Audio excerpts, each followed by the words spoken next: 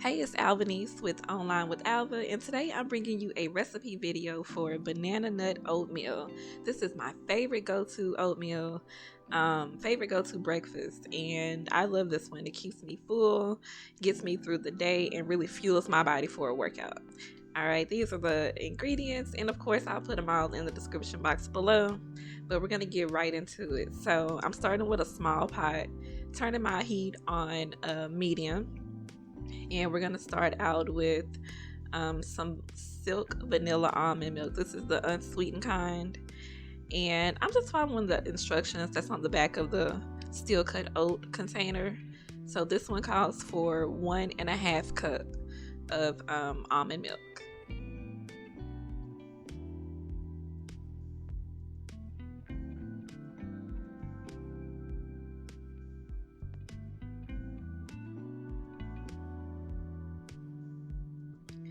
Okay, and while that's on, I'm gonna put half of a frozen banana in a bowl and let that thaw out. And bananas don't really freeze like all the way, so this is not gonna take long at all.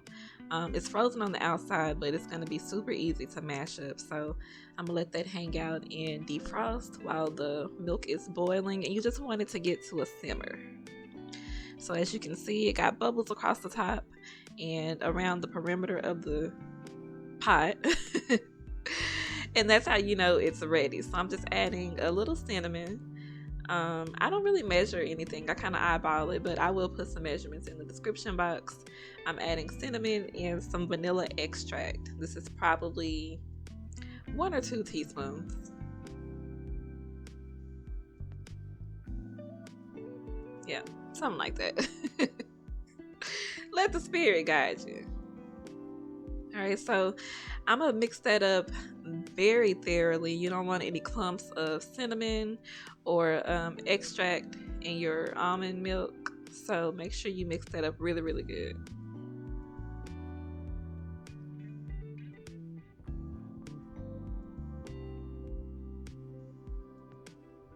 All right, and I'm gonna let that hang out for about 7 minutes, just until we get bubbles around the edge. And once we get there, which looks like it's kind of forming like a skin around the edge, I'm gonna take a 1/4 cup of my steel cut oats. I love these. If you are a picky eater or like a reformed picky eater and you don't like oatmeal, I suggest you start with steel cut oats. Normally I didn't like oatmeal because it was like so lumpy and mushy, and it reminded me of like porridge. Disgusting. But I tried steel cut oatmeal and it was more like a hot cereal, which I can get down with. So try that if you absolutely think you do not like oatmeal. You will be surprised. So I just put it in there, stirred it up, and we're going to let it hang out again. This is probably round 1 of 3 times that I'm going to be revisiting this pot. So while I'm waiting on that, I'm just taking the back of my spoon and mashing up my banana. As you can see, super easy to mash up, and this has probably been 7 minutes at this point. So it looks like I'm doing a whole lot of extra unnecessary mashing, but I'm a reformed picky eater. I'm still very, very weird about texture. And what would ruin my breakfast is if I like took a bite out of my oatmeal and it was like a huge mushy clump of banana. I know it's childish, but this is my truth. So I'm just really going OD mashing up this banana, making sure that it's like baby food, just a very, very smooth consistency. And that looks good to me. Very, very smooth. Yep, that's what we want. Like you would feed it to a baby bird. All right, so I'm gonna let that hang out.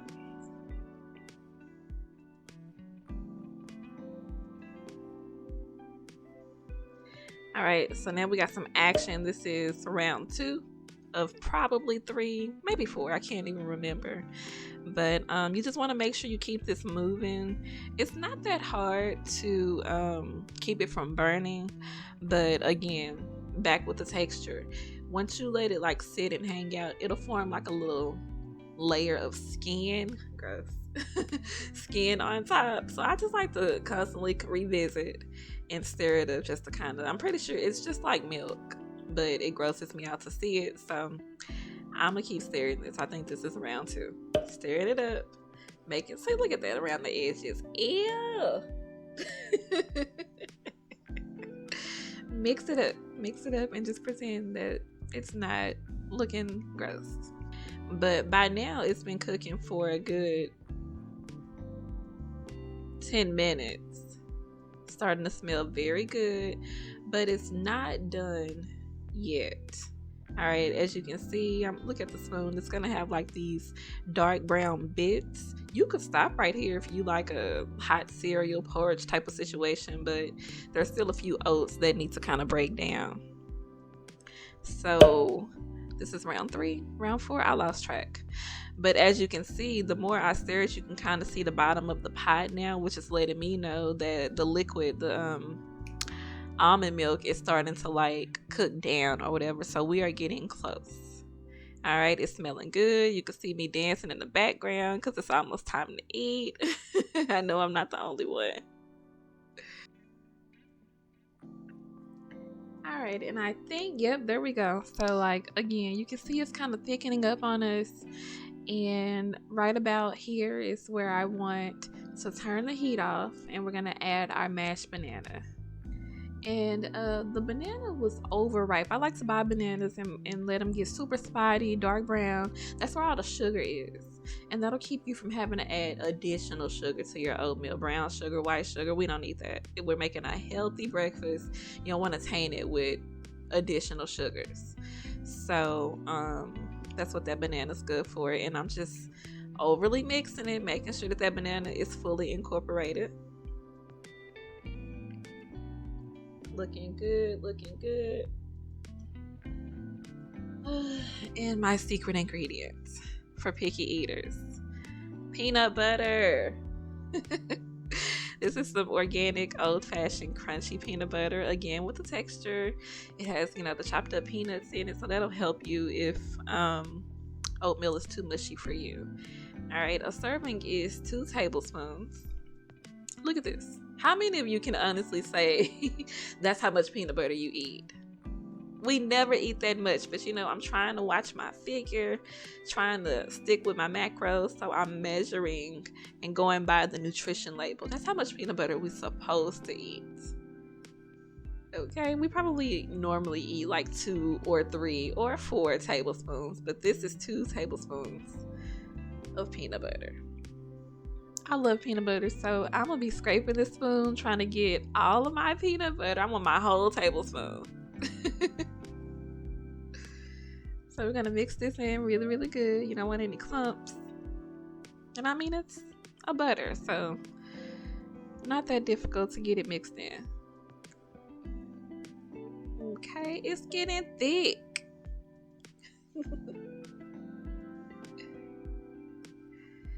Alright, then I'm gonna add some honey for a little extra sweetness. You don't need much, you guys. Alright, I'm only using a teaspoon. It's plenty.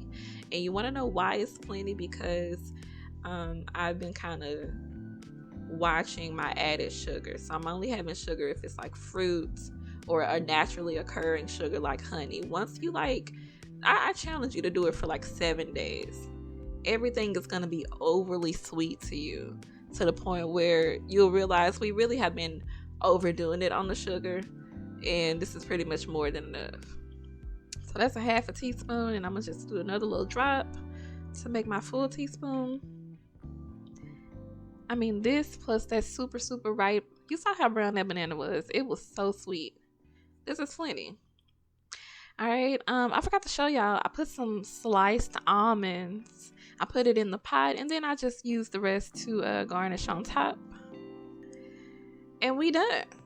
This is the finished product, banana nut oatmeal. So good, so yummy. All right, thank you so much for watching this video. Let me know if you decide to make this, and I will see you next time.